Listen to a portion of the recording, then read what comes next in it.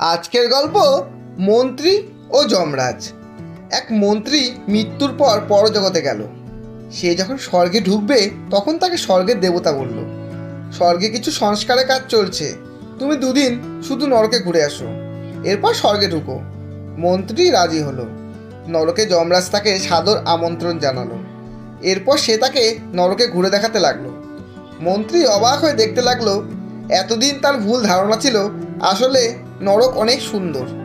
এখানে খুবই আরামের ব্যবস্থা, সুন্দর সুন্দর প্রাসাদ, থাকার জন্য, খেলাধুলার জন্য পুল, গলফ মাঠ, আরও অনেক কিছু, অনেক সুস্বাদু পানীয়, খাবার দাবারের ব্যবস্থা আর অসংখ্য সুন্দরী অপ্সরা রয়েছে।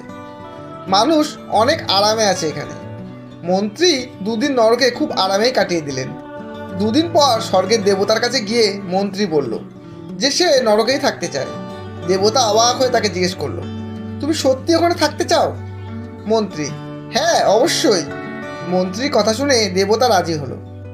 কিন্তু এরপর মন্ত্রী নরকে গিয়ে দেখলো যে নরক পুরো অন্যরকম। কোনো সুন্দরতাই নেই, শুধু আগুন আর কয়লা।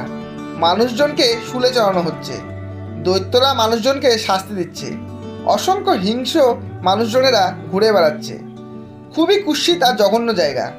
মন্ত্রী অবাক হয়ে যমরাজকে জিজ্ঞেস করলো, নরকের এই হাল কেন? দুদিন আগেই আমি কি দেখলাম, আর এখন এই অবস্থা? যমরাজ হেসে বলল, আরে ওটা তো ছিল একটা ক্যাম্পেইন। তোমরা যেমন নির্বাচনের আগে মানুষকে স্বর্গের স্বপ্ন দেখিয়ে পরে নরক উপহার দাও, আমরাও তাই করেছি। তোমার তো এটা ভালো মতোই বোঝার কথা।